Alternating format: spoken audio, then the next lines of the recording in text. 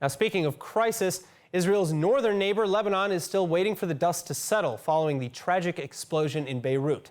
Meanwhile, a new government under fresh Prime Minister Mustafa Adiv is forming, while French President Macron and Lebanese citizens pressure to advance major reforms. Joining us now to discuss what effect this is having in the region is Lieutenant Colonel Sarit Zehavi, CEO and founder of the Alma Research and Education Center. Thank you so much for being with us. Thank you.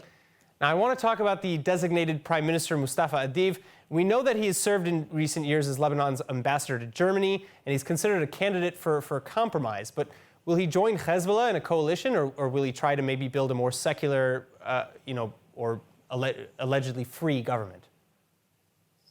My guess is that he will do basically the same as the two formers, trying to create as wider coalition as possible, including Hezbollah, and maybe even a coalition that will be controlled by Hezbollah. Does he really even have much of a choice in this? Or is Hezbollah powerful enough that there's nothing he can do about it? Of course not. Hezbollah is the most powerful political and military force in Lebanon today.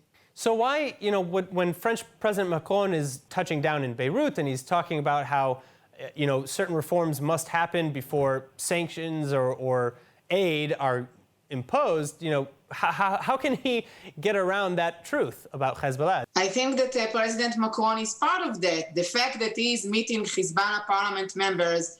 By the way, the traditional position of France was not to designate the civilian wing of Hezbollah in the European Union during the years. They blocked every try to do that during the years. So that's all part of the French policy, to try to keep open channels with all the political players in Lebanon, falsely, unfortunately, believing that this would bring a change. I would hope that now the French would understand that this policy didn't bring Lebanon to a change. And in the past 14 years, since 1701, we have only seen Hezbollah getting stronger.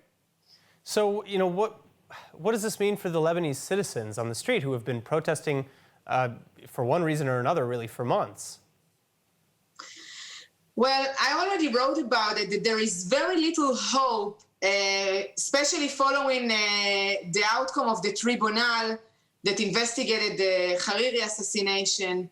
There is very little hope for the Lebanese. And I think that now the French and the international community should change completely their policy, understanding that they should trace a completely new leadership in Lebanon that is not connected to the old one, like this prime minister that was just nominated, as you said, is part of the old system. Is not any different from the old system.